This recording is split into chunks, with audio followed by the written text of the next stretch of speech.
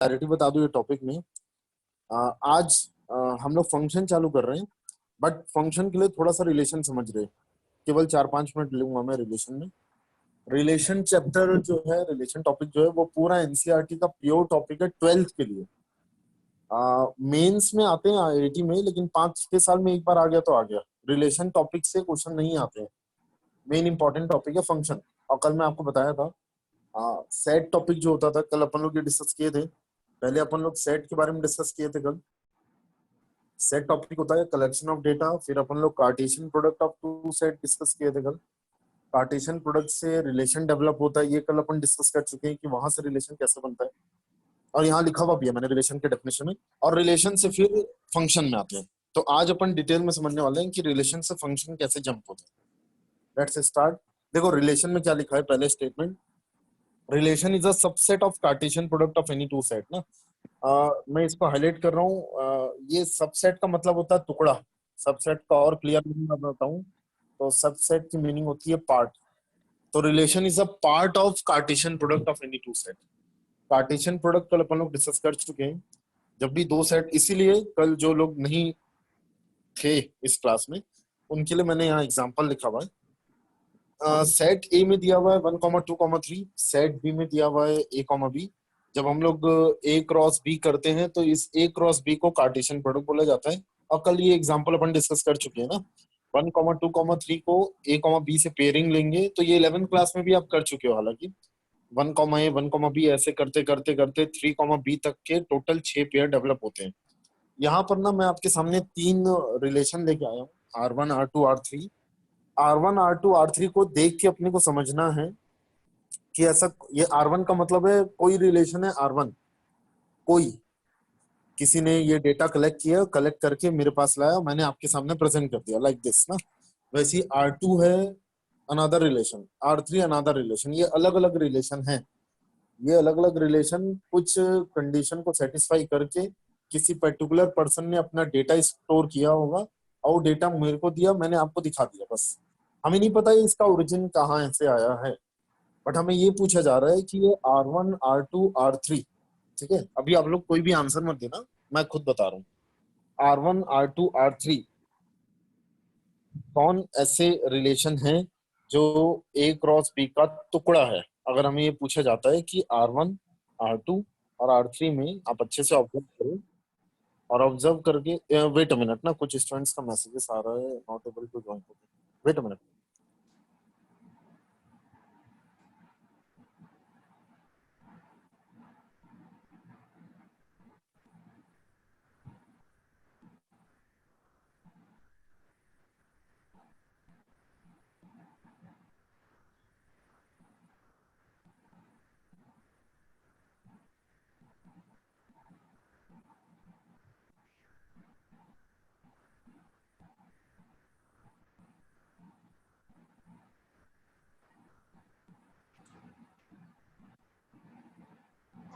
धान को पीसने का कहते हैं पैडी ना। धान को भी और गेहूं को पैडी। अच्छा हाँ सॉरी क्या होता है बताओ ना। धान को भी ना। अरे यार चलो स्टार्ट करते हैं। विविध, कुछ प्रॉब्लम हो रहा है? No sir. नहीं ना, ठीक। हाँ जी। तो ये देखिए, हमें सवाल ये पूछा जा रहा है, जैसे मुझसे किसी ने पूछा कि R1 और R2 और R3 को अच्छे से देखो और आप बताओ कौन कौन ऐसा रिलेशन है यहाँ पर जो ए क्रॉस बी का टुकड़ा है। तो मैं कैसे देखूंगा? टुकड़ा मतलब सबसेट ना। तो मैं कैसे देखूंगा? पहले ए क्रॉस बी के हर एक एलिमेंट्स को देखना है। कल मैंने ये चीज बताया है, शायद आप लोग को याद होगा कि नहीं, याद तो हो गई। कल मैंने आप लोग को ये बता दिया था कि जैसे 1,2 और 2,1 इक्वल नहीं होता है। फाइनली हो गए आयुषी, आ गए? हाँ सर। ठीक है। आयुषी म्यूट कर लेना ना। Yes sir. ठीक। हाँ जी। अब देखो, कल मैं आप लोग से डिस्कस कर चुका हूँ ऑलरेडी कि 1,2 2,1 के इक्वल नहीं होता। कार्टेशियन प्लेन में हम लोग कल डिस्कस किए थे टॉपिक में कि कार्टेशियन प्लेन में वो साइंटिस्ट रेने डिस्कार्ट ने बताया था कि पोजीशन ऑफ अ पॉइंट 1,2 2,1 के इक्वल नहीं होता। बट हाँ, ये दोनों पॉइंट फर्स्ट क्वाड्रेंट में आता है। उसी तरीके से on the similar basis 1, A और A,1 कार्टेशियन प्रोडक्ट में इक्वल नहीं होंगे, ये दो पेयर इक्वल नहीं होते हैं, 1, A और A,1 on the similar basis. तब आप अच्छे से देखो, R1 में दो पेयर आ रहा है, 1, B और 2, A। तो 1, B और 2, A क्रॉस B में लाई करता है। तो आई कैन क्लियरली से कि R1 is subset of A cross B, hence R1 is a relation. ये A और B जो दिया गया मुझे, सेट A और सेट B, उसका जब मैंने क्रॉस प्रोडक्ट किया तो क्रॉस प्रोडक्ट कर रहा तो 6 एलिमेंट्स आए। ये 6 एलिमेंट्स का टुकड़ा है कि नहीं R1, R2 और R3, ये बताना। तो R1 is a part of A cross B, that's why R1 एक रिलेशन है जो Cartesian product A cross B के टुकड़े से बन के आ रहा है। उसी तरीके से देखो R2 में देखते हैं अपन। मैं तीनों एग्जांपल बताऊंगा, फिर आप लोग बताइएगा किसी को डाउट आते हैं तो।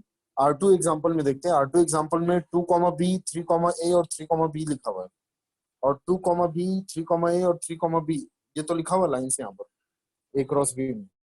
तो A क्रॉस B का ये टुकड़ा ही तो है R2। तो अगेन आई कैन से कि रिलेशन दिस, ये जो करली ब्रैकेट में 3 ऑर्डर्ड पेयर लिखे हुए हैं R2, that R2 represent a relation which comes from A cross B। But अब R3 में देखिए, R3 में लिखा है 1, 1 और 2, A। तो कोई भी एक पेयर, ये देखो जैसे 1, 1 यहाँ पर है, ये 1, 1 A क्रॉस B में नहीं है।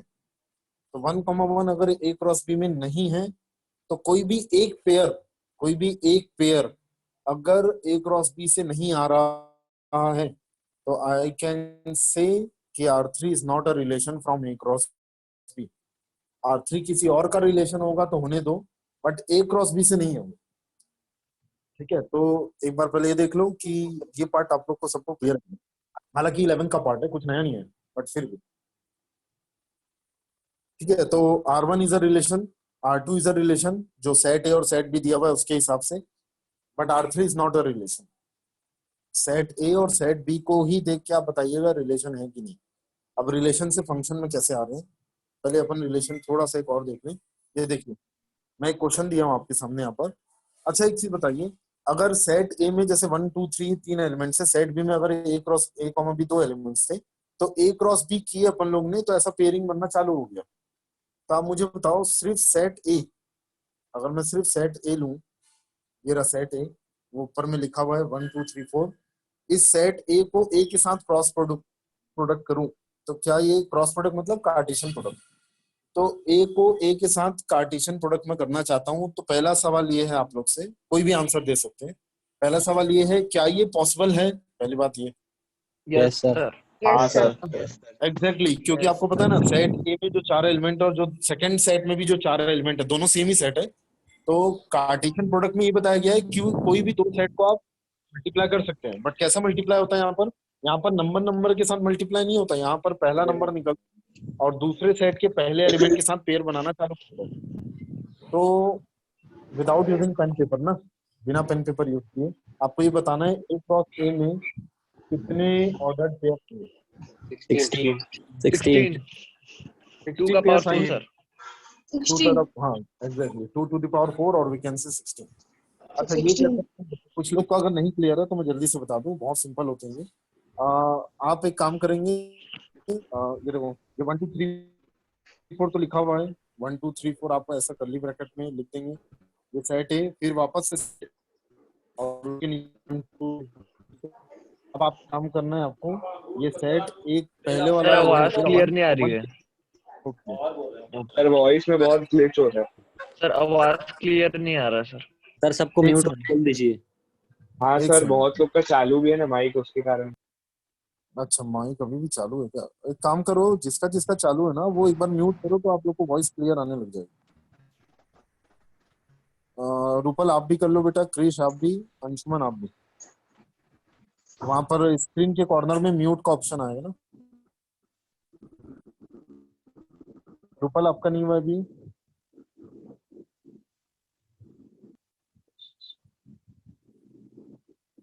चलो देखो, अब आप देखिए, मैं ये बोल रहा था, ए को अगर ए के साथ क्रॉस प्रोडक्ट करना है, कार्टेशियन प्रोडक्ट करना है आपको, तो सेट ए का पहला एलिमेंट लिखिए 1, और सेट, यहाँ पर सेट बी का काम सेट ए ही कर रहा है ना।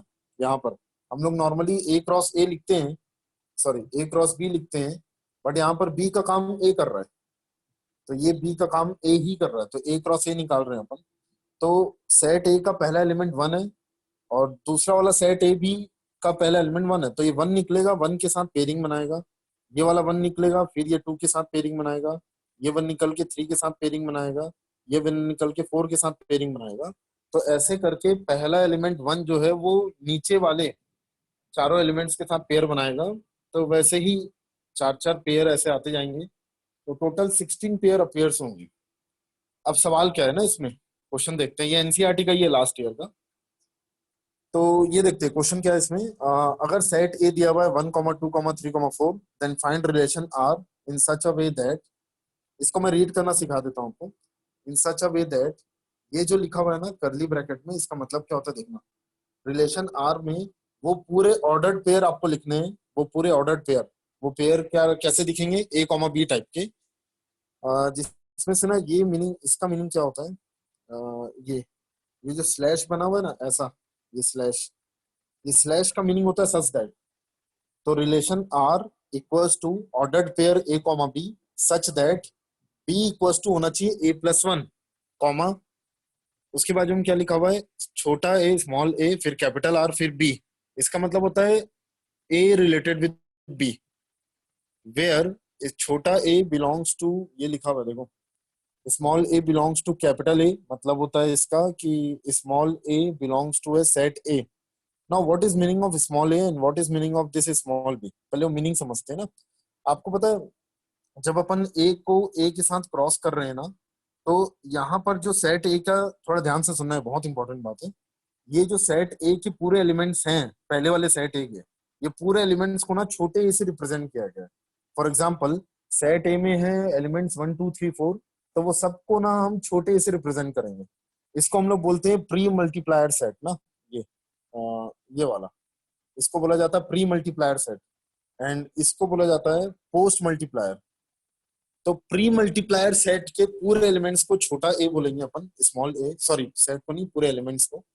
एंड पोस्ट मल्टीप्लायर वाले सेट के पूरे एलिमेंट्स को हम लोग बोलेंगे छोटा बी। वो बात अलग है, वो बात अलग है कि दोनों जगह सेम सेट है, दोनों जगह सेम एलिमेंट है, एलिमेंट दोनों जगह सेम है, बट रिप्रेजेंट करने का तरीका ये रहेगा, जो प्री मल्टीप्लायर सेट है उसको छोटा ए बोलेंगे अपन, उसके एलिमेंट्स को स्मॉल ए, और जो पोस्ट मल्टीप्लायर का मतलब होता है जो आगे जाके मल्टीप्लाई हो रहा है, तो पोस्ट मल्टीप्लायर सेट जो है उसके पूरे एलिमेंट्स को हम लोग स्मॉल बी बोलेंगे। बात लेकिन समझिए, दोनों सेम सेट है, दोनों के एलिमेंट सेम है, बट फंक्शन और रिलेशन में दोनों जगह ये बात को बहुत क्लैरिटी से बताया गया है। बुक्स वगैरह में नहीं लिखा रहा था, बट मैं आपको बता रहा हूँ कि बहुत क्लैरिटी से चीज को समझना है अपने को। दो सेट जब भी क्रॉस प्रोडक्ट करते हैं तो पहला सेट को अपन बोलते हैं प्री मल्टीप्लायर और आगे वाले सेट को अपन बोलते हैं पोस्ट मल्टीप्लायर। तो प्री मल्टीप्लायर के पूरे सेट को ना यहाँ पर इस क्वेश्चन के हिसाब से स्मॉल ए, पूरे एलिमेंट्स को स्मॉल ए से रिप्रेजेंट किया जा रहा है, और पोस्ट मल्टीप्लायर के पूरे एलिमेंट्स को स्मॉल बी से, ये क्वेश्चन में। अब ये मुझे कैसे पता चला, ये देखो ऐसे यहां से पता चलता है, ये जो लिखा हुआ है ना, ये ब्लू कलर से मैंने बता दिया है, relation R equals to ordered pair में ए कॉमा बी है। तो ए का मतलब होता है, छोटे ए का मतलब होता है इनपुट, कल अपन डिस्कस किए थे, और छोटे बी का मतलब होता है उसके कॉरस्पॉन्डिंगली आउटपुट। तो ये ऑर्डर्ड पेयर में पहला एलिमेंट जो आता है हमेशा, जब भी कोई भी ऑर्डर्ड पेयर लिखा हुआ है, जैसे 1, 2 लिखा हुआ है, तो ये पहला एलिमेंट को हम लोग बोलते हैं, यहाँ के हिसाब से अपन बोलेंगे छोटा ए, और इस क्वेश्चन के हिसाब से 2 को बोलेंगे हम लोग छोटा बी। तो हो क्या रहा है यहाँ पर ये बताया गया है कि हर एक ऑर्डर्ड पेयर जितने भी अपन रिलेशन आर के अंदर में डेवलप करेंगे, ये यहाँ पर ना कोडिंग में दिया हुआ है, कोडिंग को डिकोड करके अपन आंसर लिखने वाले हैं। तो जितने भी ऑर्डर्ड पेयर में लिखने वाला हूँ आगे जाके, अभी क्वेश्चन को समझ के, वो पूरे के पूरे ऑर्डर्ड पेयर का मतलब है यहाँ पर ए कॉमा बी। तो छोटा ए का मतलब होता है पहले सेट के पूरे एलिमेंट्स, और छोटा बी का मतलब होता है दूसरे सेट के वो एलिमेंट्स जो इस्तेमाल हो पाएंगे। कल अपन ये टॉपिक में डिस्कस कर चुके हैं, फिर भी मैं आज और बता देता हूँ। अब इसको सॉल्व कैसे करेंगे, रिलेशन आर के अंदर में वो पूरे pair A comma B such that B equals to a+1, और ए का रिश्तेदारी बी से है ना, तो है ना, तो दिया हुआ है, तो दिया हुआ है ए रिलेटेड विद बी। ए कैसा रिलेटेड है बी के साथ, कि जब भी आप ए में 1 ऐड करोगे तो बी मिल जाएगा। बट यहाँ पर दोनों जगह बाजू में क्या कंडीशन दी हुई है कि छोटा ए हमेशा सेट ए से आएगा और छोटा बी भी हमेशा सेट ए से ही आएगा। अब देखते हैं, चलो स्टार्ट करते हैं। तो आप मुझे एक चीज पहले बताओ, पहले आप लोग सब, ए क्रॉस ए में टोटल आप लोग बता रहे थे 16 पेयर्स आएंगे, ठीक है। तो अब आप बताना चालू करो, तो कैपिटल आर पे कौन कौन से पेयर आ रहे होंगे? 1,2,3, 3,4 तीन 1, एलिमेंट 2, ठीक है, 1, 2 आप लोग ने बोला, और 2,3, 2, 3 3,4 3,4 तीन ही एलिमेंट। अच्छा, इसके अलावा इसके अलावा नहीं आएगा। देखो क्यों? क्योंकि जब आप ना छोटे ए में 1 पुट करोगे, छोटा ए में, तो स्मॉल बी की वैल्यू आ जाएगी 2, तो एक ये पेयर अपने पास आ जाएगा 1, 2। अपने को ये भी ध्यान देना है कि दोनों के दो एलिमेंट्स, जो छोटा ए स्मॉल ए आप पुट कर रहे हो और जो छोटे स्मॉल बी आपका अपीयर हो रहा है, वो दोनों के दोनों सेट ए का ही पार्ट होना चाहिए। यहाँ लिखा हुआ है क्वेश्चन में। तो 1, 2 ये एक ऐसा पेयर है जिसमें 2 1 से बड़ा होता है, और ऑब्वियसली इस कंडीशन को सेटिस्फाई भी कर रहा है, b = a+1 को। तो फिर आप ए की जगह 2 पुट कीजिए, छोटा ए की जगह 2, तो स्मॉल बी की वैल्यू 3 आ जाएगी। स्मॉल ए की जगह जब आप 3 पुट करेंगे तो स्मॉल बी की वैल्यू 4 आ जाएगी। अब स्मॉल ए की जगह मैं 4 पुट करता हूँ, तो 4 + 1 होता है 5, तो स्मॉल बी की वैल्यू 5 आ जाएगी।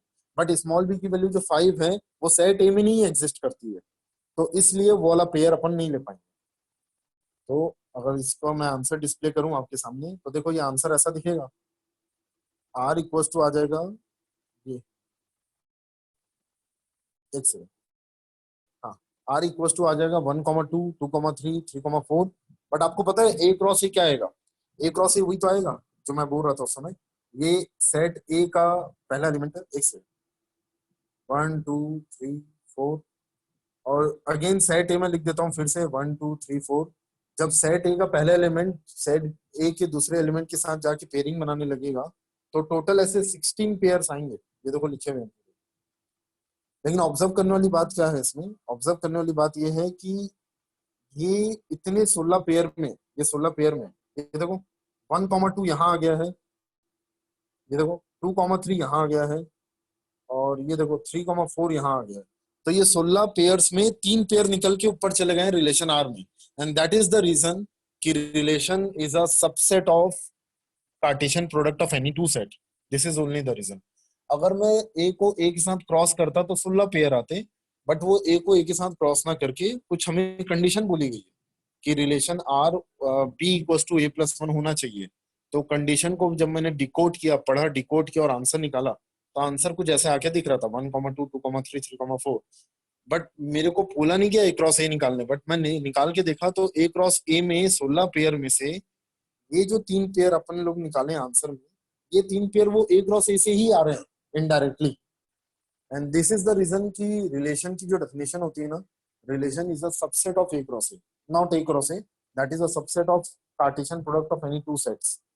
तो जब भी एक इंपॉर्टेंट चीज है ये, जब भी आपको क्वेश्चन में एक ही सेट दिया रहता है, एक ही, दो नहीं दिए, तो इसको ध्यान रखना है, वो सेट को उसी के साथ कार्टेशियन प्रोडक्ट लेना रहता है हमेशा, जब भी एक ही सेट दिया रहता है, ठीक है। तो अब अपन ऑडियंस से पूछ सकते हैं, मतलब आप लोग पार्टिसिपेट कर सकते हो, किसी को भी इस चीज में कोई डाउट है तो बताइए।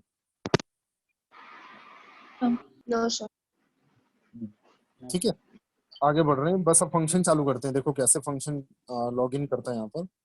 अगर हम इसका वेन डायग्राम बनाए, जो कल मैं बताया था, ओवल डायग्राम भी बोलते हैं उसको, ओवल डायग्राम भी बोला जाता है या वेन डायग्राम भी बोला जाता है, जो भी आप वर्ड यूज करने। तो ओवल डायग्राम या वेन डायग्राम अपन बनाए इसी क्वेश्चन का, तो वो देखो कुछ वेन डायग्राम इस टाइप का दिखेगा, ये सही है, देखो सही है। यस है ना। यहाँ पर मैं बीच में क्या लिख सकता हूँ, ए से ए पे क्या जा रहा है, रिलेशन आर। रिलेशन आर में क्या था, 1, 2, 2, 3, 3, 4, ये अपन लोग ने डेवलप किया था क्वेश्चन में आंसर। तो देखो 1 किसके साथ पेयरिंग बनाएगा, 2 के साथ, तो पहला सेट का, सेट ए का ये वाला एलिमेंट, ये वाला एलिमेंट 1, ये 2 के साथ जाके पेयरिंग बना देगा according to this display answer, ये डिस्प्ले आंसर के हिसाब से। वैसे 2 3 के साथ पेयरिंग बनाएगा तो आप देखो अच्छे से ग्रीन रेड और वायलेट कलर की जो लाइन है वो ये रिप्रेजेंट कर रही है, ये जो एरोज है वो ये रिप्रेजेंट कर रहे हैं कि वो रिलेशन आपका आंसर है। अब देखो बहुत ध्यान से सुनना, अब सेट ए के पूरे एलिमेंट्स को हम लोग अभी आगे जाके बोलने वाले हैं डोमेन। डोमेन आ चुका था, इसी को बोलते हैं डोमेन। जितने भी एलिमेंट्स पार्टिसिपेट कर रहे हैं प्री मल्टीप्लायर सेट में, उस पूरे एलिमेंट्स को बोला जाता है डोमेन, ठीक है। और जितने भी एलिमेंट्स यहाँ पर मैं यूज कर पाया सेट ए में, यूज तो छोड़ो, सेट ए में जितने भी एलिमेंट्स इधर वाले इसको बोलते हैं पोस्ट मल्टीप्लायर सेट। तो इस सेट में जितने भी एलिमेंट्स आ रहे हैं, इस सेट के पूरे एलिमेंट्स को बोला जाता है कोडोमेन। कोडोमेन कल अपन लोग ये डिस्कस भी कर रहे थे। अब इस सेट के जितने भी एलिमेंट्स आपने यूज कर पाए, ये देखो मैंने 3 एलिमेंट्स यूज कर पाया हूँ, तो इसको हम लोग बोलते हैं रेंज। लेकिन आप लोग का एक सवाल आएगा, वो मैं अभी से अपनी तरफ से बता देता हूँ, फिर आप लोग बताना कुछ और क्वेश्चन आता है तो। सेट ए में देखो मैं इस्तेमाल कितने कर पा रहा हूँ, 1 2 3 4, मतलब इधर वाले सेट में। एक सेकंड, हाँ ये वाले सेट में देखो 1 2 3 4 4 एलिमेंट्स दिए, बट मैं यूज तो 3 को ही कर पा रहा हूँ, 1 2 3। तब भी आपको पता है रिलेशन चैप्टर में या रिलेशन टॉपिक में, देखो मैं कल आपको बताया था रिलेशन और फंक्शन में दोनों जगह डेफिनेशन आते हैं, डोमेन कोडोमेन और रेंज दोनों जगह है। लेकिन फंक्शन में डोमेन की डेफिनेशन थोड़ी सी चेंज है, बट रिलेशन में देखो क्या, रिलेशन में क्या रेस्ट्रिक्शंस है, नहीं फंक्शन में रेस्ट्रिक्शंस आएंगे, रिलेशन में कोई रेस्ट्रिक्शन नहीं है। प्री मल्टीप्लायर सेट के जितने भी एलिमेंट्स है, ये बहुत इंपॉर्टेंट है और ध्यान से सुनना है, प्री मल्टीप्लायर सेट के जितने भी एलिमेंट्स हैं वो पूरे एलिमेंट्स को रिलेशन टॉपिक ने बताया है कि वो पूरे को डोमेन बोला जाता है। चाहे आप यूज कर पा रहे हो या ना कर पा रहे हो, रिलेशन को कोई फर्क नहीं पड़ता। वो बोलता है कि 1 2 3 आपने यहाँ पर यूज किया, बट 4 भी यहाँ पर बैठा हुआ है, तो ये 4 जो यहाँ बैठा हुआ है इसको भी डोमेन में पार्टिसिपेट देंगे अपन। बट पोस्ट मल्टीप्लायर सेट जो है, ये पोस्ट, इस सेट के जितने भी एलिमेंट आप यूज कर पाते हो उसको बोलते हैं रेंज, और पूरे एलिमेंट्स को बोला जाता है कोडोमेन। तो कोडोमेन में क्या क्या आएगा इधर, 1 2 3 4, ये चारों आएंगे। रेंज में क्या क्या आएगा, 2 3 4। बट इस टॉपिक रिलेशन टॉपिक में डोमेन में क्या क्या आएगा पता है, 1 2 3 4। तो देखो डोमेन में 1 2 3 4 आएगा, चाहे आप उसका यूज कर पा रहे हो या ना कर पा रहे हो। कोडोमेन में भी 1 2 3 4 आएगा। लेकिन कोडोमेन में ये वाला डायग्राम है, इस डायग्राम में मैं केवल 3 एलिमेंट्स को यूज कर पा रहा हूँ। तो जब आप उतने एलिमेंट्स को यूज कर पा रहे हो पोस्ट मल्टीप्लायर सेट के, तो उसको अपन बोलते हैं रेंज। इसीलिए आपको मैं कल बता नहीं रहा था, फंक्शन चैप्टर से क्वेश्चन आते हैं डोमेन रेंज के, रिलेशन से नहीं आते। क्योंकि रिलेशन में ना जितने भी सेट है कि पहले सेट के जितने भी एलिमेंट्स दिए हुए सबको डोमेन बोला जाता है। तो इसीलिए ना कॉम्पिटिटिव एग्जाम्स वाले रिलेशन टॉपिक से ना डोमेन के क्वेश्चन नहीं पूछेंगे, फंक्शन टॉपिक से पूछेंगे। अब अपन पहले ये डिफरेंशिएट करना तो सीखे कि फंक्शन होते क्या है, तो पहले अपन वो डिफरेंशिएट करते हैं। ये ओवल डायग्राम बहुत इंपॉर्टेंट है। अच्छा ये सब का ना मैं आपको पीडीएफ सेंड करूंगा, आपको नोट्स वोट्स बनाने की अभी जरूरत नहीं है। ये देखो नाउ व्हाट इज फंक्शन। हम लोग रिलेशन का टॉपिक अब स्किप कर रहे हैं। रिलेशन के अंदर में अब 3 टाइप्स ऑफ रिलेशन आते हैं, एक्चुअली 4 टाइप्स ऑफ रिलेशन आते हैं, बट वो प्योर सीबीएसई या सीजी बोर्ड का पार्ट है। कॉम्पिटिटिव एग्जाम्स में बहुत रेयर कि उसके क्वेश्चन आएंगे, तो उसमें अपन अभी फिलहाल फोकस ना करके अपन डायरेक्ट फंक्शन में जंप कर रहे हैं। मैं आपको देसी लैंग्वेज में समझा रहा हूँ व्हाट इज फंक्शन, ठीक है, और फिर हम लोग डोमेन रेंज के क्वेश्चन सॉल्व करेंगे आज। देसी लैंग्वेज में क्या है, फंक्शन ये बोलता है कि ये देखो सेट ए का, देखो यहाँ लिखा हुआ भी है, फंक्शन का पहला डेफिनेशन समझें, functions are special kind of relation, ये लिखा हुआ है। तो फंक्शन जो है ना रिलेशन का एक बहुत स्पेशल काइंड है।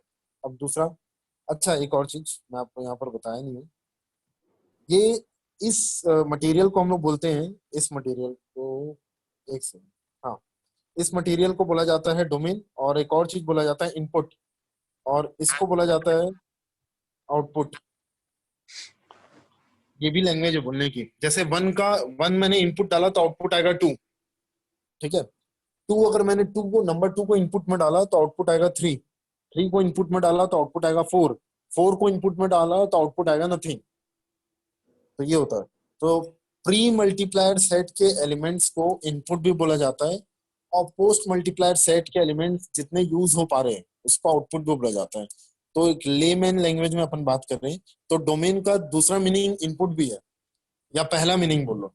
डोमेन की पहली मीनिंग इनपुट है, वो तो मैथमेटिकल टर्म है, इनपुट का नाम डोमेन दिया गया है, बट एक्चुअली इसका स्टैंडर्ड मीनिंग, डोमेन का स्टैंडर्ड मीनिंग होता है इनपुट। अब उस इनपुट के अकॉर्डिंग कितने आउटपुट्स आपने जनरेट किए उसको बोलते हैं हम लोग रेंज। ठीक है, तो इनपुट का दूसरा मीनिंग है डोमेन, आउटपुट का दूसरा मीनिंग है रेंज, और कोडोमेन का कोई दूसरा तीसरा मीनिंग नहीं होता है। तो इनपुट का दूसरा मीनिंग आता है, इनपुट का दूसरा मीनिंग आता है डोमेन, आउटपुट का दूसरा मीनिंग आता है रेंज, बट कोडोमेन का कोई दूसरा तीसरा चौथा मीनिंग नहीं है। सिर्फ कोडोमेन एक ही तरीके से अपन जानते हैं कि जो पोस्ट मल्टीप्लायर सेट था उसके अंदर में कितने एलिमेंट्स प्रेजेंट थे, जितने भी टोटल प्रेजेंट थे उसको अपन बोल देते हैं कोडोमेन। ठीक है, ये वाला पार्ट क्लियर है ना? चलो आगे बढ़ते हैं। हाँ, functions are special kind of relation. अब इसमें देखो पहला नीचे लाइन क्या लिखी है, और रिलेशन कैपिटल आर, ये छोटा है ना, इसको स्मॉल ए लिख लेना आप लोग, ये स्मॉल ए है। A relation R from set A to set B is called a function if each element of set A is associated with some element of B. Second दिया है, each element of A has unique image in B. Now इसकी meaning समझते हैं। ये मैं example बता रहा हूँ यहाँ पर ओल्ड डायग्राम बना के। ये रहा सेट A, ये रहा सेट B, और हम लोग यहाँ से यहाँ मूव कर रहे हैं A से B में।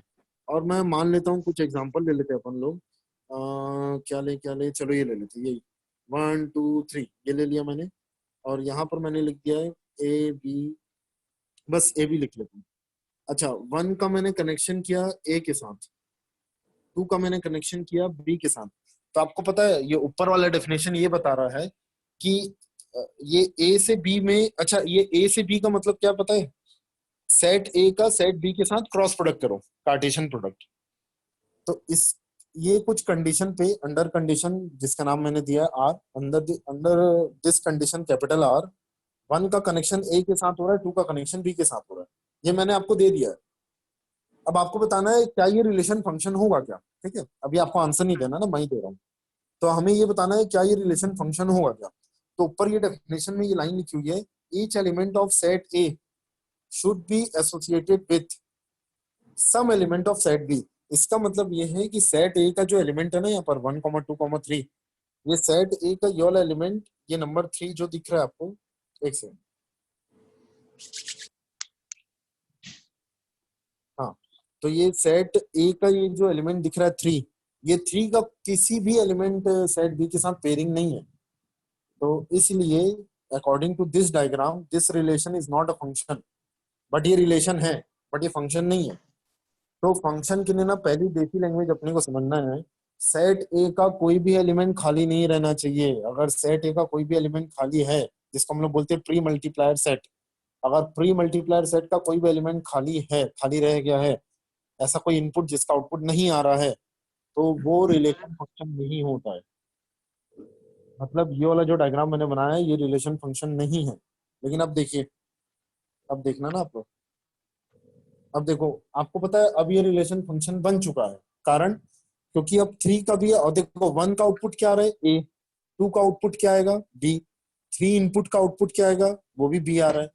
तो सेम आउटपुट आ जाए, एक सेकंड बेटा, एक सेकंड ना, अब डाउट पूछ लेना, एक सेकंड, सेम आउटपुट आ जाए कोई दिक्कत नहीं है, बट सेट ए का कोई भी एलिमेंट खाली नहीं रहना चाहिए। ये बहुत इंपॉर्टेंट कंडीशन है। तो ये पहला पॉइंट यहाँ पर बोल रहा था ये वाला। अब सेकंड पॉइंट मैं बता देता हूँ, each element of set A has unique image. Unique image का मतलब मैं आपको समझाता हूँ ना। अब देखो, ये देखो मैं ये इससे दिखाता हूँ।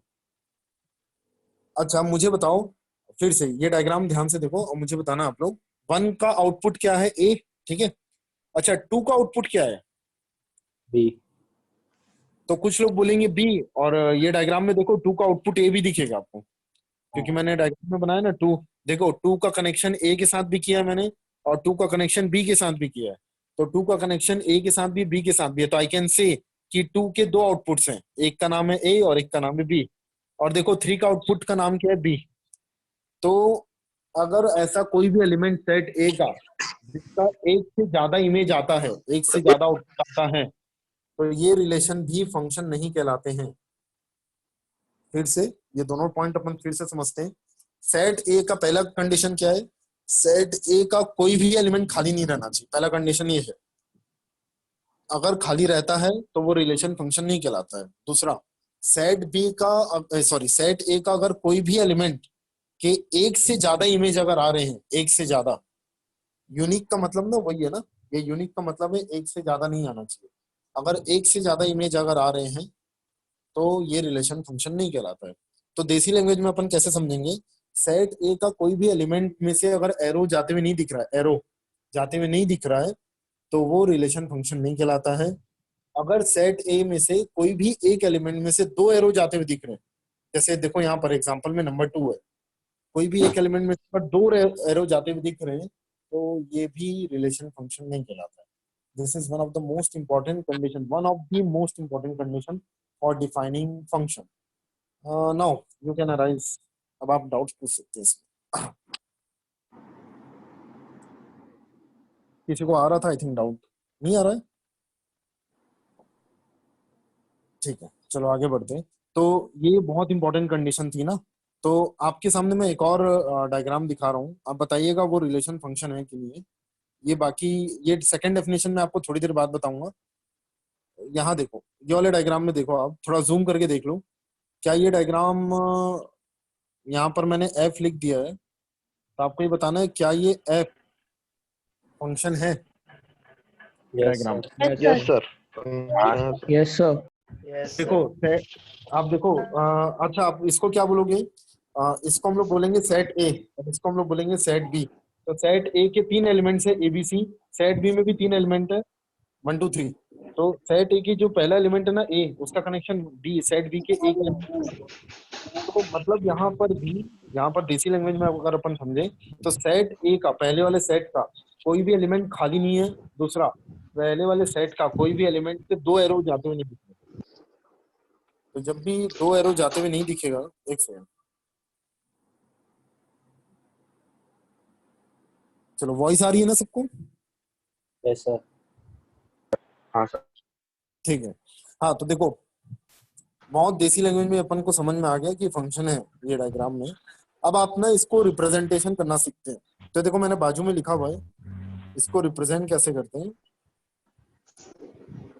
ये रहा।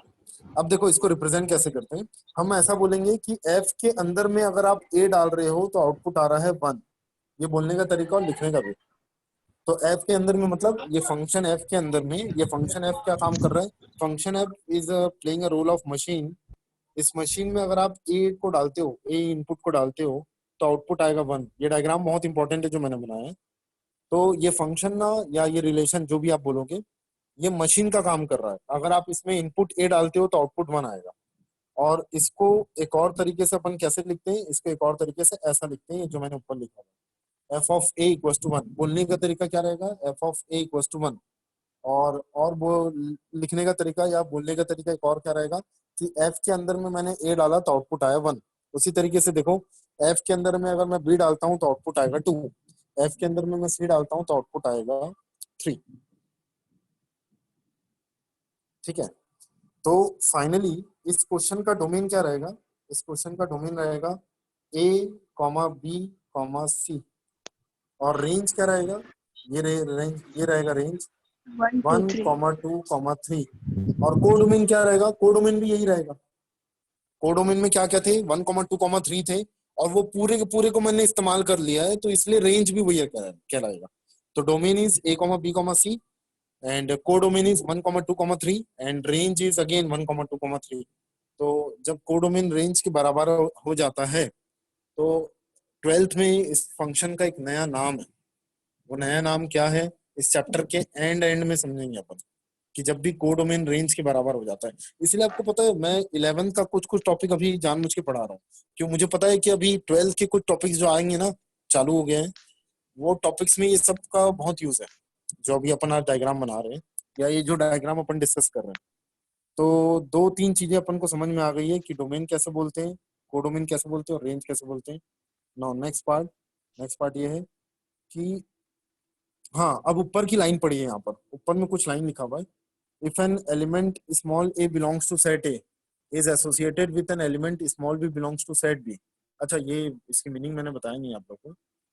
ये सिंबल का मतलब होता है, ये ई टाइप का जो सिंबल है ना, इसका मतलब होता है बिलोंग्स टू।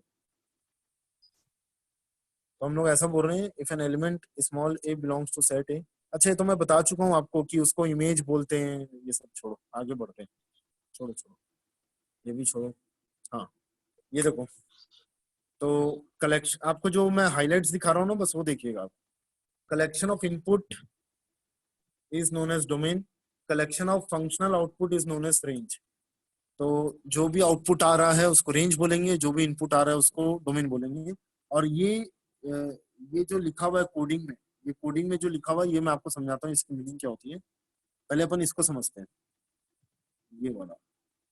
ये इसका मतलब क्या होता है, देखो क्या लिखा है, domain of D F, D के नीचे एफ, इसका मतलब होता है domain of function F is equal to में क्या लिखा हुआ है, ये ऐसा लिखा है, A such that small A belongs to set A. इसका मीनिंग समझते हैं ना।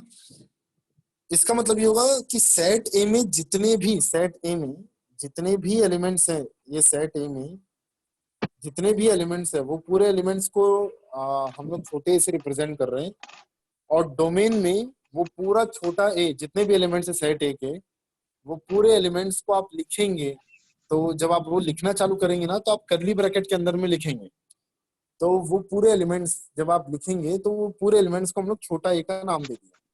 सपोज कभी सेट ए में 1 2 3 4 है, तो 1 2 3 4 ना छोटा ए रिप्रेजेंट करेगा, स्मॉल ए उसको रिप्रेजेंट कर रहा है। स्मॉल ए 1 को भी रिप्रेजेंट करेगा, 2 को भी, 3 को भी, 4 को भी। तो ये डायरेक्ट तरीका है लिखने का। बाकी ये सब आपको जानने की जरूरत नहीं है, ये डिटेल जानने की जरूरत नहीं है। हाँ, ये जानने की जरूरत है कि रेंज में क्या लिखा हुआ है, रेंज ऑफ फंक्शन एफ, ये ऐसा लिखा हुआ है F of A. F of A मतलब जो भी ए आपका इनपुट आया, ये उसके कॉरस्पॉन्डिंगली जो भी आपका आउटपुट आया, वो आउटपुट को आप लोग यहाँ पर कर्ली ब्रैकेट में सजा के रख देंगे, तो उसको हम लोग बोलते हैं रेंज। बस इतना आपको समझ में आना चाहिए, इतना आपको पता होना चाहिए, बस ज्यादा हाई फाई चीजें नहीं चाहिए डोमेन रेंज। ठीक है, तो अपने बुक्स में अगर आप देखे होगे ना 11th में, तो इस टाइप के लिखे हुए हैं, तो इस टाइप की लैंग्वेजेस जो लिखी रहती है ना, ये बहुत लोग को इरिटेट करती है कि यार मैथ्स में आ गए और इतना थ्योरेटिकल है। तो ये थ्योरेटिकल नहीं है, ये कोडिंग है। और ये कोडिंग बहुत लोग को डिकोड करने में दिक्कत होती है। तो कोई दिक्कत नहीं है इस साल से, इतना कोई हेडेक नहीं है इस बार। हाँ जी, ये है इंपॉर्टेंट इस साल। Domain is always represented by X and range is represented by Y. It should be noted that range is a subset of codomain. Exactly, range जो है वो कोडोमेन का टुकड़ा है। अब ये भी बात सही है, ये सेट ए है, ये सेट बी है। सेट ए से सेट बी तक अगर अपन जा रहे हैं, और सेट ए से सेट बी में जाने में यहाँ पर कुछ एलिमेंट्स और यहाँ पर कुछ एलिमेंट्स है, तो सेट बी के जितने भी एलिमेंट्स आ रहे हैं उसको अपन बोलते थे कोडोमेन, और सेट बी के जितने भी एलिमेंट्स अपन यूज कर पा रहे हैं उसको अपन बोलते थे रेंज। तो exactly range is a subset of codomain. एक इंपॉर्टेंट और छोटी सी बात है ये, range is a subset of codomain. and always domain is represented by x and range is represented by y। तो इन लेमैन लैंग्वेज में अगर मैं बात करूं, तो अगर ये सेट ए है, ये सेट बी है, और हम यहाँ से यहाँ तक गए फंक्शन एफ के अंदर में, मान लेता हूँ ये फंक्शन एफ, ये मैं मान लेता हूँ पूरे इनपुट्स को मैंने दे दिया एक्स नाम दे दिया। अब स्टैंडर्ड सिंबल आ गया ना, ये स्टैंडर्ड सिंबल है। अब आप छोटा ए छोटा बी यूज करना बंद कर दो। ठीक है, अब हाँ, सेट ए के पूरे एलिमेंट्स को मैं बोल दिया हूँ एक्स, उसके कॉरस्पॉन्डिंगली वर्ड यूज करना, वर्ड ध्यान देना जो मैं बोल रहा हूँ, उसके कॉरस्पॉन्डिंगली, ये एक्स के कॉरस्पॉन्डिंगली जो भी आउटपुट आएगा उसको मैंने बोल दिया वाई। आउटपुट, मैं सेट बी के पूरे एलिमेंट्स को वाई नहीं बोल रहा हूँ, मैं ये बोल रहा हूँ कि एक्स के कॉरस्पॉन्डिंगली जो भी आउटपुट आएगा उसको मैं वाई बोल रहा हूँ। इसका मतलब मैंने रेंज का नाम दिया वाई, इसीलिए देखो यहाँ ऊपर में लिखा हुआ है range is represented by Y. तो क्या हम लोग ऐसा रिप्रेजेंट कर सकते हैं क्या कि एफ के अंदर में जो भी एक्स डालोगे उसके कॉरस्पॉन्डिंगली कुछ ना कुछ वाई आएगा? मतलब एफ के अंदर में कुछ भी इनपुट डालोगे तो आउटपुट आएगा ही आएगा। तो क्या ये रिप्रेजेंटेशन आप लोग को समझ में आ रहा है? मतलब ये किसी को डाउट है तो बताइएगा। Where x represent input and y represent output. तो ये आप लोग मतलब सपने में भी कोशिश करना कि आपको दिखे। ये बहुत इंपॉर्टेंट रिप्रेजेंटेशन है फंक्शन का।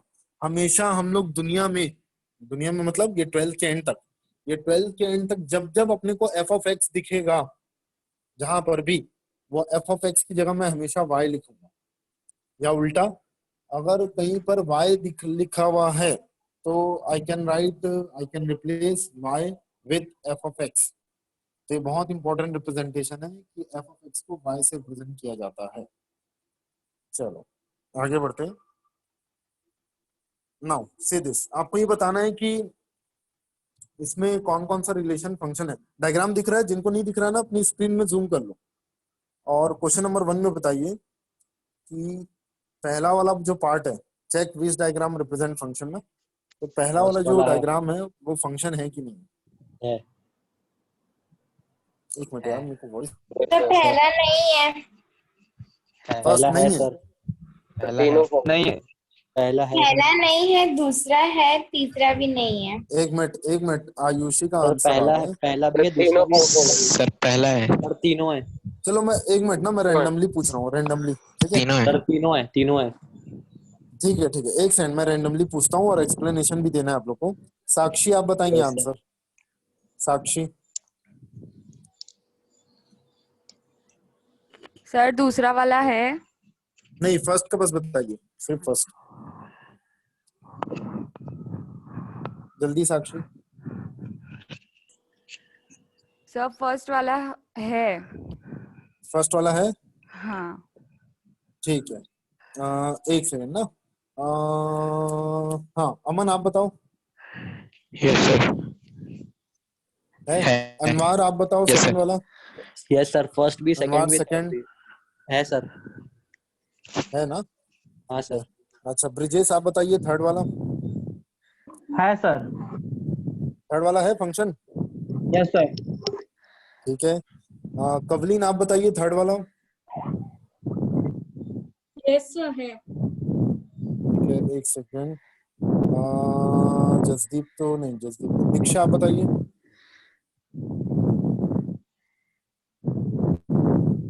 दीक्षा आपको ये बताना है कि थर्ड वाला फंक्शन है कि नहीं। यस सर है फंक्शन। है? Yes sir. ठीक है तो आप लोग का सभी का आंसर सही है। देखिए आप जिसको नहीं समझ में आ रहा है, जैसे अगर किसी को नहीं भी समझ में आ रहा है तो आप सोचिए मत, कुछ पूछिए आराम से। देखिए क्वेश्चन नंबर 1 में अपन चलते हैं। सेट ए के पूरे एलिमेंट्स, देसी लैंग्वेज में आपको याद रखना है।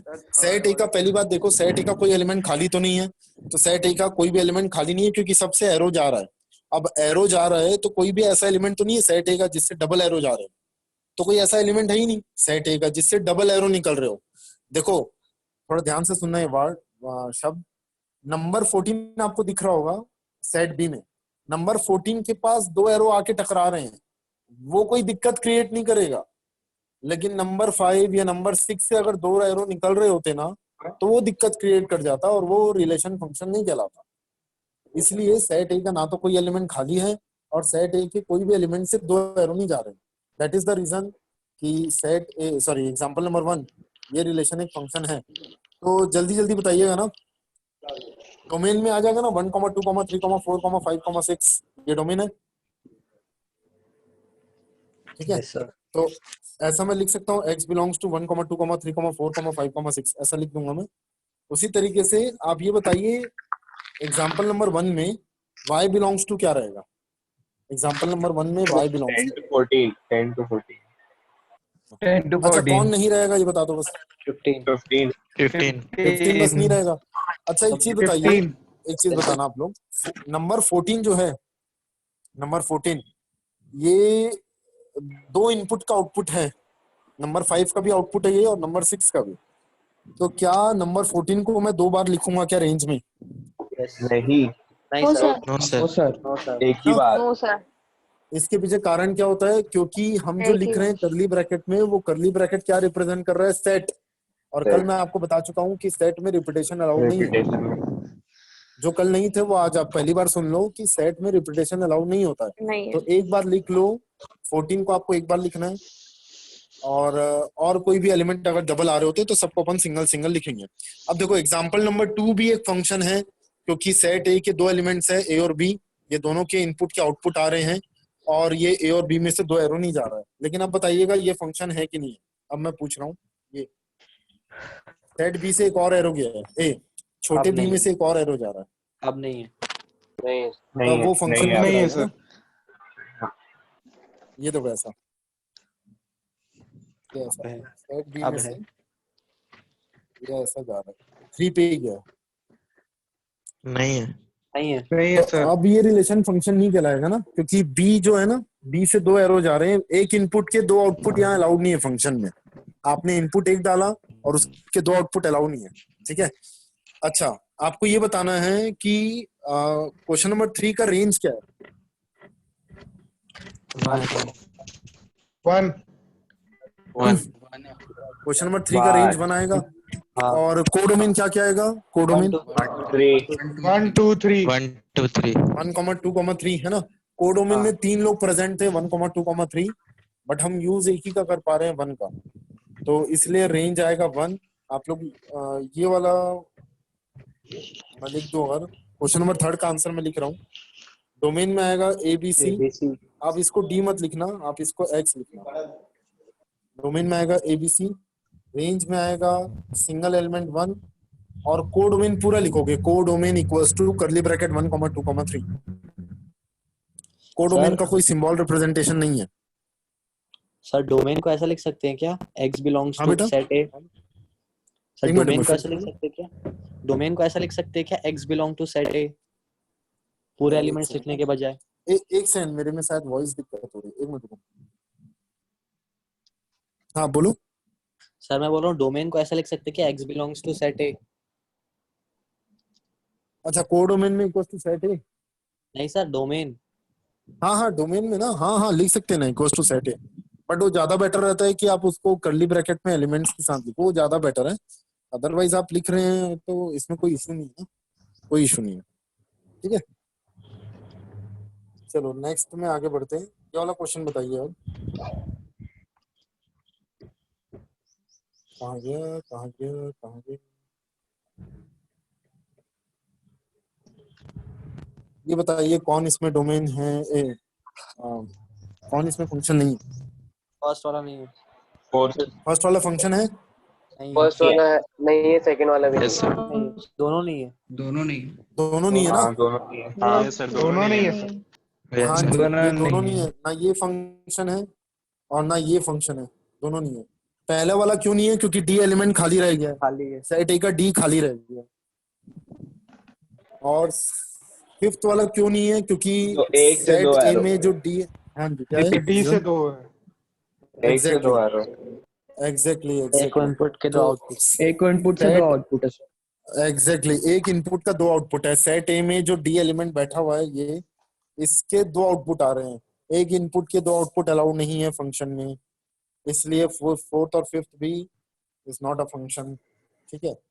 नाउ यहाँ पर एक रूल देखो,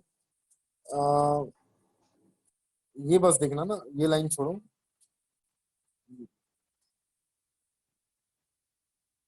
ये छोड़ दो, ऐसा लिखो, if function is given then the domain of the function is the set of those real number where function is defined. अब ये क्या है, इसका मतलब क्या है, ये पूरा फंक्शन हम लोग जो पढ़ रहे हैं ना, हम लोग जो पढ़ने वाले हैं, हम लोग ये पढ़ेंगे रियल वैल्यूड फंक्शन। हमारे सिलेबस में केवल इतना ही है। मतलब रियल वैल्यूड फंक्शन का मतलब क्या होता है, मैं थोड़ा समझाता हूँ। रियल फंक्शन बस समझ लो आप, चलो हमारे सिलेबस में केवल रियल फंक्शन है। अच्छा, रियल फंक्शन मतलब क्या होता है, ऐसा फंक्शन जिसका इनपुट और आउटपुट दोनों टुकड़ा रहना चाहिए रियल नंबर्स का, टुकड़ा मतलब सबसेट। तो a function whose input and output, domain और रेंज बोलो आप, या डोमेन एंड कोडोमेन बोलते हैं पहले अपन। A function whose domain and codomain must be subset of real number is known as real function, ठीक है। तो ये मैं आपको ना लिख के पीडीएफ में लिख के आपको सेंड कर दूंगा, रियल फंक्शन का डेफिनेशन। इसका मतलब सेट ए और सेट बी में जितने भी आप नंबर्स लोगे, वो नंबर पूरे के पूरे रियल नंबर्स होने चाहिए। इस चैप्टर में ये अलाउ नहीं है। एक सेकंड रुकना, यहाँ पर मैं लिख देता हूँ फंक्शन एफ। हाँ जी, तो इस चैप्टर में अलाउ नहीं है, मतलब चैप्टर में तो छोड़ो, अपने सिलेबस में अलाउ नहीं है। यहाँ पर पूरे रियल नंबर ही लिखना है आपको। ये यहाँ पर माइनस इन्फिनिटी से लेकर प्लस इन्फिनिटी तक जितने भी नंबर है ना, उतने ही आप डाल सकते हो। और सेट बी में भी माइनस इन्फिनिटी से लेकर प्लस इन्फिनिटी तक जितने भी नंबर आपको पता है, मतलब आपको नहीं, क्वेश्चंस की लैंग्वेजेस जो भी आएंगे ना, वो ऐसे आएंगे कि सेट ए और सेट बी में दोनों की दोनों रियल नंबर ही दिए रहेंगे, इमेजिनरी नंबर नहीं दिए रहेंगे, अल्फाबेट्स नहीं दिए रहेंगे। मैं आपको एग्जांपल अल्फाबेट्स का दे रहा था थोड़ी देर पहले, बट वो सब अब नहीं दिए रहेंगे। तो आपको उसका आंसर मतलब अल्फाबेट्स में भी और इमेजिनरी नंबर्स में भी अब नहीं देना है। पूरा हमारे सिलेबस में केवल रियल फंक्शन ही है। रियल फंक्शन का मतलब यही होता है, सेट ए में पूरे रियल नंबर और सेट बी में भी पूरे रियल नंबर। तो आंसर जो भी अपना आएगा ना आपसे डोमेन और रेंज का, that should be a part of real number. तो अब से जो भी अपन आंसर निकालने वाले हैं डोमेन रेंज के, that should be a part of real number. तो रियल फंक्शन ही है केवल अपने डेफिनेशन में, सॉरी सिलेबस में। जैसे इसकी मीनिंग मैं समझाता हूँ। जैसे यहाँ क्वेश्चन दिया हुआ है, एक क्वेश्चन अपने को दिया हुआ है, F of x equal to root x, ये पहला क्वेश्चन है, इसका डोमेन बताना है। एक्स ग्रेटर तो देन 0, हाँ बेटा, क्या? X greater than 0 to 0। infinity, exactly. 0 actually to क्या हुआ है, infinity। बहुत सही आंसर। एक्चुअली क्या हुआ है कि पहला क्वेश्चन जो दिया है ना, find the domain of root x. अच्छा, आपको पता है ये हर एक पार्ट ना एक एक क्वेश्चन है। रूट एक्स एक क्वेश्चन है, 1/x एक अलग क्वेश्चन है, 1/x-1, ये सब अलग अलग क्वेश्चन। तो मैं पहले दो क्वेश्चन बस समझा रहा हूँ आपको। आज की क्लास में पहले अपन दो क्वेश्चन ही समझ लेते हैं। अच्छा, कल की क्लास पूरे डोमेन के लेके क्वेश्चन सॉल्व होने वाली है। तो F x equal to root X और F x equal to 1/x, ये दो अलग अलग फंक्शन है। पहला ये वाला नीचे वाला फंक्शन क्या बता रहा है, f x equal to root x वाला, अगर आप इनपुट कुछ भी डालोगे तो आउटपुट उसका स्क्वायर रूट बन के आएगा। फॉर एग्जाम्पल, अगर आप 2 इनपुट डालते हो, इनपुट 2 डालोगे तो आउटपुट √2 बन के आएगा। क्योंकि अभी अभी मैं थोड़ी देर पहले आपको नहीं बताया था, एफ ऑफ एक्स को हम लोग बोलते हैं वाई। तो जो भी एक्स आप डालोगे उसका आउटपुट स्क्वायर रूट बन के आएगा ना। तो ये पहला फंक्शन बता रहा है। अच्छा, ये सेकंड वाला क्या बता रहा है, ये ऊपर वाला, अगर आप इनपुट डालोगे 2 तो उसका रेसिप्रोकल बन के आएगा 1/2। तो एक बहुत इंपॉर्टेंट चीज है, वो ये है कि ये नीचे वाले फंक्शन में, ये स्क्वायर रूट वाले में, अगर आप एक्स की वैल्यू नेगेटिव ले लेते हो, आप लोग लास्ट ईयर पढ़े हो कॉम्प्लेक्स नंबर से, तो आपको पता ही होगा √-1 की वैल्यू इमेजिनरी होती है आई, और हमारे सिलेबस में केवल रियल नंबर्स ही है। तो आपको पता है ये पहले वाले क्वेश्चन का आंसर क्या रहेगा, आप नेगेटिव एक्स नहीं ले ग्रेटर सकते देन हो। Equal to 0। तो डोमेन ना आप हिट एंड ट्रायल मेथड से निकालोगे। हिट एंड ट्रायल मेथड से कैसे, पूरे रियल नंबर की दुनिया में से, पूरे रियल नंबर्स की दुनिया में से मैं नेगेटिव नंबर नहीं ले सकता, क्योंकि रूट ऑफ नेगेटिव इमेजिनरी होता है। तो केवल और केवल इस रूट एक्स के लिए आंसर क्या होगा देखना ना। आपको पता है √0 क्या होता है, 0। अच्छा, रूट के अंदर में हाफ ले लो, हाफ मतलब होता है 0.5। तो 0.5 का स्क्वायर रूट पॉसिबल है, कोई ना कोई वैल्यू आती है उसकी। मुझे कोई इंटरेस्ट नहीं उसकी वैल्यू निकालने में, बट मुझे ये पता है कि √0.5 का एक आउटपुट, एक रियल नंबर आता है। तो मैं क्या करने वाला हूँ, हिट एंड ट्रायल मेथड से दिमाग लगाया, तो मुझे एक चीज समझ में आ गई कि रूट के अंदर में जो भी एक्स मैं डालूंगा ना, वो ऐसे एक्स डालना है जो रूट डाइजेस्ट कर पाए। तो रूट ना नेगेटिव नंबर को डाइजेस्ट नहीं कर पाता, क्योंकि वो इमेजिनरी आउटपुट दे देता है, और इमेजिनरी आउटपुट हमारे सिलेबस में नहीं है। तो हम लोग केवल क्या करेंगे, हिट एंड ट्रायल मेथड की लॉजिक से इस क्वेश्चन का आंसर, नीचे वाले क्वेश्चन का आंसर अगर मैं लिखूं, तो वो ऐसा लिखूंगा मैं, x belongs to, domain belongs to 0 से लेकर इन्फिनिटी तक पूरा ले लूंगा मैं। और याद रखिएगा हमेशा, इन्फिनिटी एक डिफाइंड नंबर नहीं है। तो अगर वो डिफाइंड नंबर नहीं है ना, तो उसको इंक्लूड नहीं किया जाता। इंक्लूड नहीं करते ना, तो ये वाला ब्रैकेट लगाते हैं। और जिस भी नंबर को आप इंक्लूड करोगे ना जब भी, तो ये वाला ब्रैकेट लगाओगे। इस ब्रैकेट का मतलब होता है स्क्वायर ब्रैकेट, इस ब्रैकेट का मतलब होता है स्क्वायर ब्रैकेट। और इस ब्रैकेट का एक और नाम है इंक्लूडेड ब्रैकेट, इंक्लूड कर रहे हैं हम लोग। और इस ब्रैकेट का मतलब होता है ओपन ब्रैकेट। ओपन ब्रैकेट का दूसरा मीनिंग है नॉट इंक्लूडेड। तो x बिलोंग्स टू 0 से इन्फिनिटी, 0 से लेकर अनगिनत नंबर है। और जब आप, अनगिनत नंबर है, नहीं पता कितने नंबर आप ले सकते हो, बहुत सारे नंबर है। तो जब आप गिन नहीं सकते ना, तो हम लोग उस आंसर को कर्ली ब्रैकेट में नहीं लिखते हैं, जब आप गिन नहीं पाते हैं। तो हम लोग जब भी कोई नंबर को गिन नहीं पा रहे हैं, क्वांटिटीज गिन नहीं पा रहे हैं, इनफाइनाइट क्वांटिटीज आ रही है, तो हमेशा ये ब्रैकेट से रिप्रेजेंट करते हैं। या तो ये वाला ब्रैकेट लगाएंगे इंक्लूडेड ब्रैकेट, वो डिपेंड करेगा क्वेश्चंस आने पे। तो जब भी हम कोई नंबर गिन नहीं पा रहे हैं तो fx equal to root x का जो डोमेन होगा ना वो पूरे के पूरे पॉजिटिव नंबर्स है। और थोड़ा और क्लियरली अगर मैं इस चीज को समझाऊं तो ये रियल नंबर्स की दुनिया अगर अपन देखें, ये वाला हाँ जी, ये होता है एक्स एक्सिस वाई एक्सिस। तो एक्स एक्सिस वाई एक्सिस में इस क्वेश्चन में केवल इतने आंसर को एक्सेप्ट किया जा रहा है, ये इतना, इसको हाईलाइट कर दिया मैंने। तो एक्स एक्सिस वाई एक्सिस में केवल इतना, इंक्लूडिंग जीरो ऑल्सो, तो जीरो को भी इंक्लूड किया गया ना। तो पहले क्वेश्चन का आंसर होगा कि ये पॉजिटिव एक्स एक्सिस, ये रियल एक्सिस में पॉजिटिव एक्स एक्सिस पूरा एक्सेप्टेड है यहाँ पर इंक्लूडिंग जीरो। अच्छा, और ये वाले आंसर में देखते हैं अपन ऊपर वाले में F x equal to 1/x, यहाँ पर स्क्वायर रूट नहीं है, बट यहाँ पर एक दिक्कत है, ये जो x है ना वो डिनोमिनेटर में है, और डिनोमिनेटर में एक ऐसा नंबर है जिसको आप डालोगे यहाँ पर x की जगह तो एफ एक्स की वैल्यू इंफिनिटी आ जाएगी। 0 0 कौन सा नंबर है? 0 जीरो। तो आपको पता है ये वाले क्वेश्चन में, x की जगह हम जीरो अलाउ नहीं कर पाएंगे, ठीक है, सिर्फ जीरो को छोड़ के। क्यों? अच्छा, जीरो क्यों नहीं अलाउ कर पा रहे हैं? क्योंकि 1/0 इंफिनिटी होता है और इंफिनिटी एक डिफाइंड वैल्यू नहीं है। आपको भी पता है, पूरी दुनिया को पता है कि infinity is not a defined value, it is just an imaginary number ना, एक इमेजिनरी नंबर, इमेजिनरी नहीं बोलना चाहिए, हाँ एक बहुत बड़ा नंबर है जिसकी वैल्यू एग्जैक्टली नहीं पता। तो जिसकी एग्जैक्ट वैल्यू नहीं पता है ना, तो उसका आउटपुट मतलब x की वैल्यू जीरो डालने पे वो आउटपुट देगा इंफिनिटी। तो x की वैल्यू जीरो अलाउड नहीं है इस क्वेश्चन में। तो ऊपर वाले का आंसर क्या होगा पता है? x बिलोंग्स टू पूरे रियल नंबर लूंगा मैं। अच्छा, यहाँ पर ये r का मतलब होता है रियल, तो ये पूरे रियल नंबर में जीरो हटा दूंगा मैं, सिर्फ जीरो का हटा दूंगा। तो जब मैं ऊपर वाला जो आंसर लिखा हूँ ना x बिलोंग्स टू, यहाँ पर ये r का मतलब है रिलेशन नहीं है, ये r का मतलब होता है रियल नंबर। तो रियल नंबर में से सिर्फ जीरो हटा दूंगा मैं। तो ऊपर वाले क्वेश्चन का आंसर होगा, डोमेन का आंसर पूरे रियल नंबर एक्सक्लूडिंग जीरो, और नीचे वाले क्वेश्चन का आंसर होगा पूरा पॉजिटिव रियल नंबर, नेगेटिव ले ही नहीं सकते क्योंकि रूट के अंदर में नेगेटिव आ रहा है। तो इसका एक्सप्लेनेशन और बहुत क्लियर तरीके से और एग्जांपल्स के साथ और क्लैरिटी के साथ कल की क्लास में होने वाला है। बहुत सारे क्वेश्चन करने वाले हैं कल डोमेन के, और डोमेन के कल की क्लास के बाद मैं आपको एक शीट दूंगा, वो शीट आपको ग्रुप में शेयर करूंगा, वो सॉल्व करना रहेगा।